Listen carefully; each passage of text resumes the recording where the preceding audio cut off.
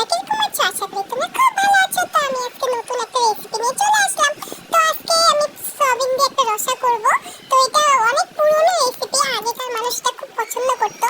তো এখনকার বলতে এটা নতুনই হয়। তো আমি আজকে ডিম দিয়ে আমি সয়াবিনের একটা মেনু করব।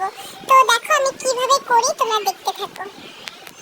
তো আমি যে মশলা সব রেডি করে নিয়েছি, এখানে সয়াবিন মানে ডিমটাকে ভেঙে এটা মধ্যে ভাপিয়ে নিয়েছি।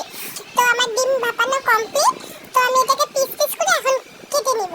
কাটার পরে তারপরে যে আমার সয়াবিনটাও রেডি হয়ে গেছে, আমি এটাকে এখন একটা একটা করে ভরে নেব সুন্দর করে।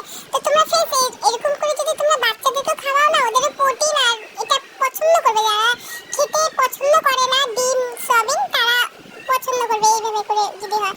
তো আমার অলমোস্ট হয়ে গেছে রেডি। তো আমি এখানে ফ্রাই করতে বসিয়ে দিলাম। তো আমার এই যে ফ্রাই হচ্ছে আস্তে আস্তে। তো দেখো আমি কিভাবে আস্তে আস্তে ফ্রাই করছি, লাল লাল করে ফ্রাই করে আমি এটাকে ভেজে নামিয়ে নিব। তো আমার সুন্দর করে ভাজা হয়ে গেলে তো আমি এটা আর আমার মোবাইলটা না চার্জ লাগে, আর যখন তখন সুইচ অফ হয়ে যেতে পারে। তো আমার এই যে দেখো মেনুটা হয়ে গেছে, রেসিপি আমার রেডি।